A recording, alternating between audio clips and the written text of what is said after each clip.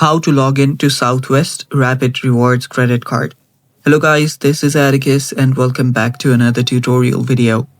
In today's video, I'll teach you guys how you can log in into Southwest Rapid Rewards credit card account. So before we begin, if you're new to our channel, head down below and hit the subscribe button so you don't miss out on our future videos. Also, press the bell icon so you get notified when we release our new videos. Now let's begin. So first step, simply search for Southwest Rapid Rewards credit card login on your web browser. Then you'll find the website by Chase Bank here. You can simply head over to this website on the top, and after you do that, it will take some time to log in, but you can then log in into your account from the Chase Bank. So all you then have to do is sign in, tap on the sign in button on the top right, then enter your username here, then finally your password.